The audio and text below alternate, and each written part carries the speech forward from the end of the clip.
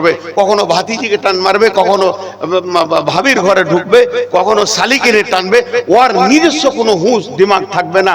মদ গাঁজা জুয়ো, তার মানে কি আমার আগে ফাইজি সাহেব বায়ান করলেন মদ হারাম, জুয়ো হারাম, অমুক হারাম, তসুক হারাম, বিয়ে খেও না, খৈনি খেও না, তোমরা পাবজি খেলো না, এত বলার দরকার নাই। ওর দিনই নেই, আলো নেই ওর কাছে, অন্ধকারের লোকটাকে জালসা করা হলো। তো আমি যে কথাটা বলছি, দিন মানে আলো, আলো এসে গেল মানে ওর টক্কর লাগবে না। যার কাছে দিন নাই ও টক্করেই মরবে। আমাকে ডাকছে নাকি বলে এখন বায়ান করছে, পড়ে আসে, চিল্লাইছে কত। আর এই কটা দাঁড়িয়ে আছে কেন? এই বেয়াদব বেতন, এই বস, আমি দাঁড়িয়ে থাকা দেখতে পারি না, এই তুমি বসো। ওদের দুজনকে বসিয়ে দেন তো। দেখেন এখানে এই বায়ানের মাঝে মোবাইল নিয়ে দুজনাতে একবারে মত্ত হারা হয়ে আছে, পাবজি চলছে মনে হয়, আল্লাহ মাহফুজ করে। এদেরকে কে বুঝাবে? এদেরকে এই এটা সমস্যা। তাহলে দিন বুঝালাম, তা আমাদের দিনের নাম কি? সকলে বলেন আমাদের দিনের নাম কি? ইসলাম। ইসলাম মানে শান্তি। শান্তি আছে কোথায়? আছে। ইসলাম মানে শান্তি, আর শান্তি নাই আমাদের কাছেই। এবার বলেন এটা সুসংবাদ না দুঃসংবাদ? সারা পৃথিবীতে ইসলাম নামে একটা বডি আছে, তা ভারতবর্ষে, তা বাংলাদেশে, তা নেপালে, তা ভুটানে, তা পাকিস্তানে, তা সুদানে, তা নাইজেরিয়া, ফিলিস্তিন আর ইসরায়েল, যেখানেই বলেন ইসলাম নামে বডিটা এখন ক্ষত হয়ে গেছে। এত ঘা হয়েছে, পটি দেওয়ার জায়গা নেই। কেন? এটা কার দোষ? মুসলিমরা শুধু ভারতে নয়, বিশ্ব জুড়ে এরা জ্বলছে। ইসলামের দুটা ঘটনা আপনাদেরকে শোনাই, একটা স্বপ্নের শোনাবো, পরেরটা একটা রসুলের হাদিস। তো যে ইসলাম এত শান্তি, শান্তি মানে কি? মানুষ আশ্রয় নেবে। শান্তি মানে মানুষ আশ্রয় নেবে। এর একটা বট গাছ আছে, একটা আম গাছ আছে, একটা পেয়ারা গাছ আছে, একটা সোনাঝুরি গাছ আছে, একটা অর্জুন গাছ আছে, একটা কদম গাছ আছে, 35-40টা গাছ আছে। মানুষ দেখছে বরের ছায়াটা শান্তি, ওখানেই বসে, বাকি গাছের নিচে সব ফাঁকা, অত গরমে বসছে না, বলে এখানেই শান্তি আছে। তো শান্তি যেখানে থাকবে ওইখানে আসবে। ইসলামকে শান্তি বানানো হলো এই জন্যই, বাকি পৃথিবীতে যত জাতি আছে অশান্তি ভোগ করছে তারা দিলের ভিতর থেকে, তারা এসে ইসলামে আশ্রয় নেবে। কিন্তু ইসলামে ঢুকবে কোন দরজা দিয়ে? দরজাগুলো সব বন্ধ করা আছে।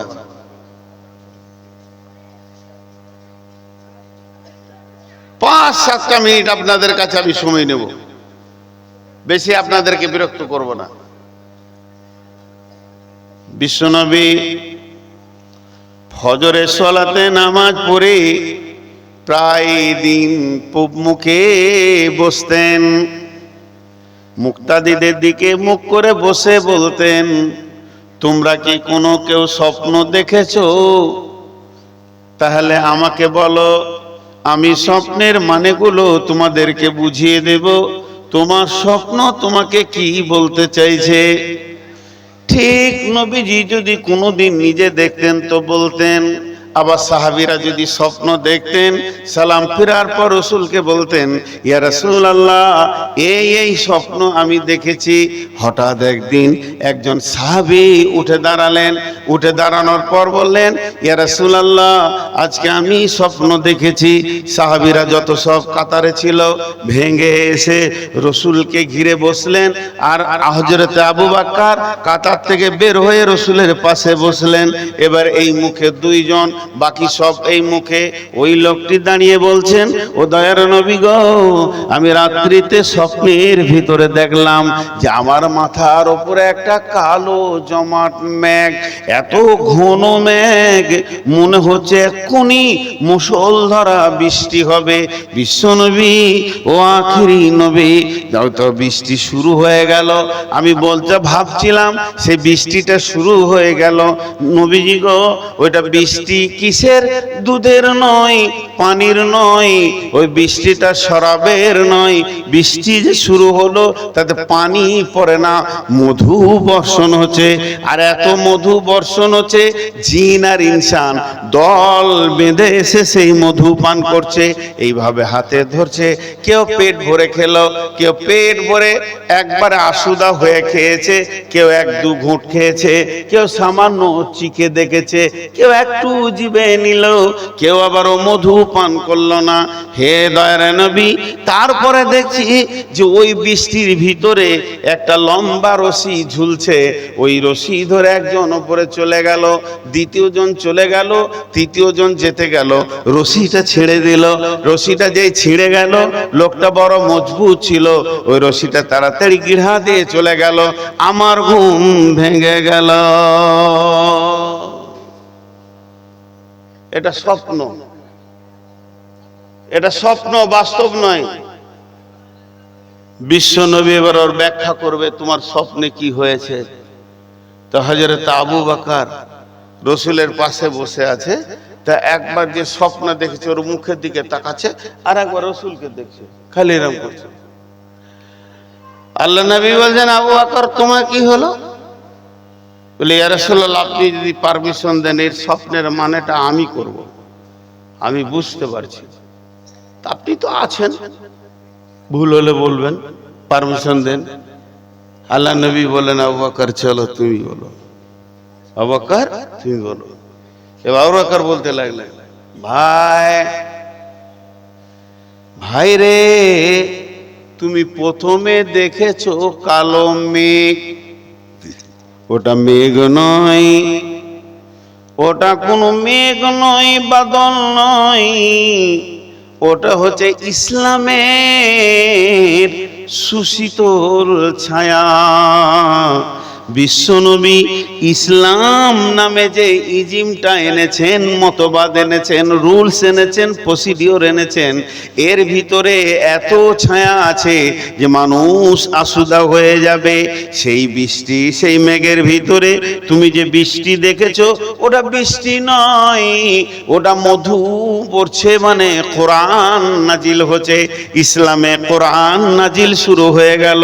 ভাইয়া তুমি দেখেছো কেউ পেট ভরে খেলো, কেউ এক ঘুঁট দু ঘুঁট খেলো। যে পেট ভরে খেলো কোরআনের হাফেজ হবে, 30 পারা কোরআন মুখস্থ করবে। এক দু ঘুঁট পাঁচ ঘুঁট খেয়েছে, সে সূরা ইয়াসিন রহমান মুখস্থ করবে। হালকা চিকে দেখেছে, কুল হুইন্না তাই না মুখস্থ করবে।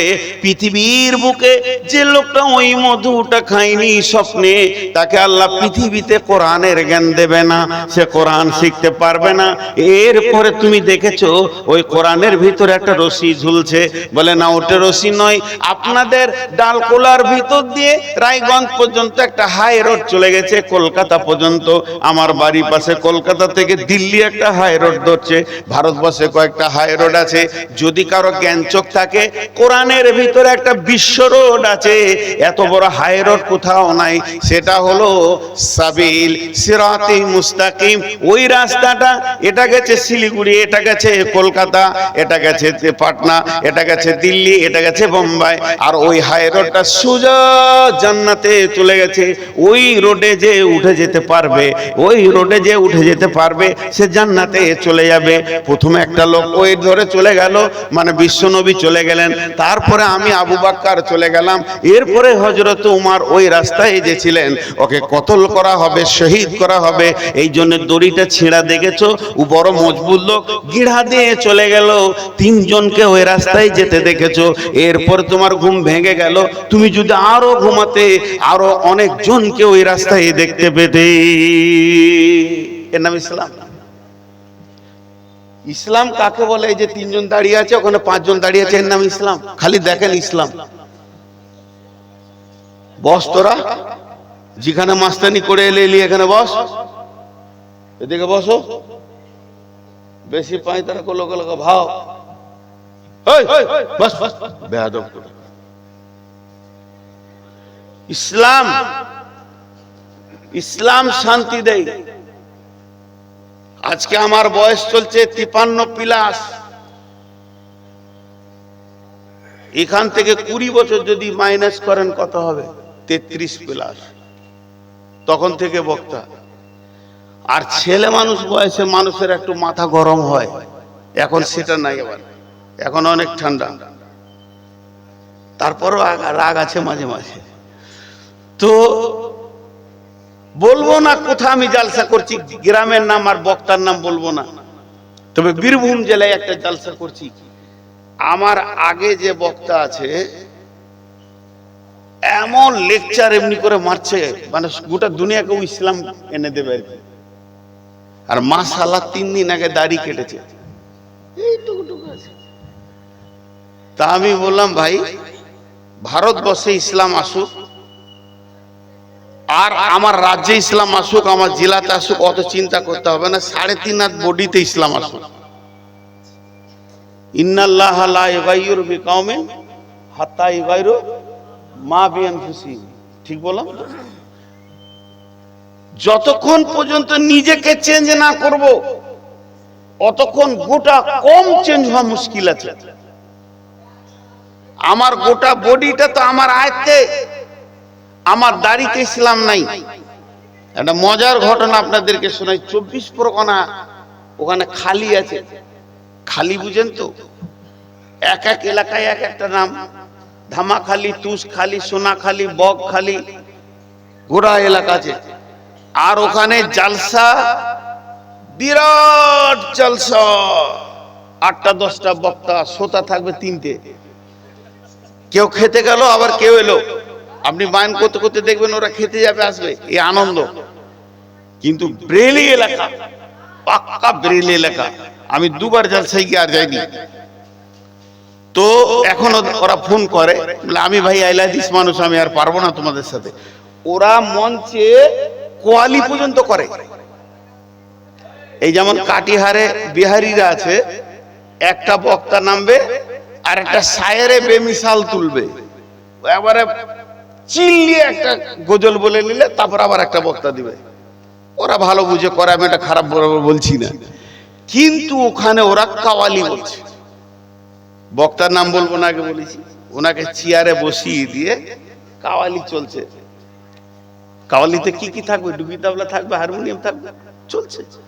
গান বাজনা হালাল, বিলকুল হালাল। আমার এলাকায় এক পীর সাহেবকে আমি ধরেছিলাম যে তোমার মেলাতে গান বাজনা যেতে, বলছে বিলকুল হালাল, তিরমিজি শরীফের হাদিস। আর কিছু বললেন না, পালিয়ে গেল। তো এবারে শুরু করেছে কাওয়ালি।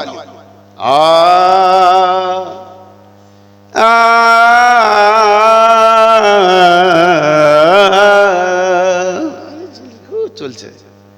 जिसके दिल में जिसके दिल में मोहब्बत रसूल नहीं, वो मोमिन नहीं, मोमिन नहीं, मोमिन नहीं।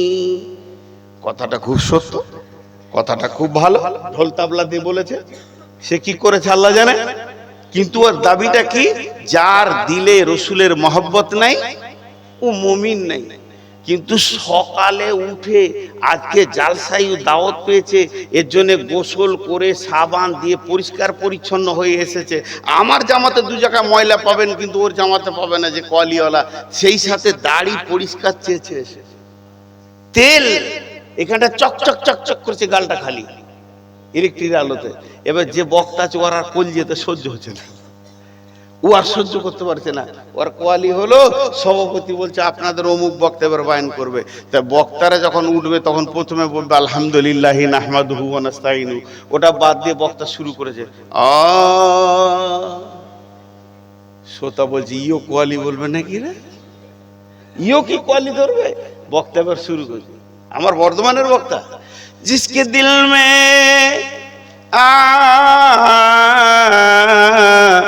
जिसके दिल में मोहब्बत रसूल होगा उसके चेहरे पे पता चलेगा, चेहरे पे पता चलेगा। पालिए जो रोल ছেড়ে দেয় শালা, তুমি মুখে বলো রসুলের মহব্বত, আজকে আমাদের দিনের উপরে মহব্বত আছে।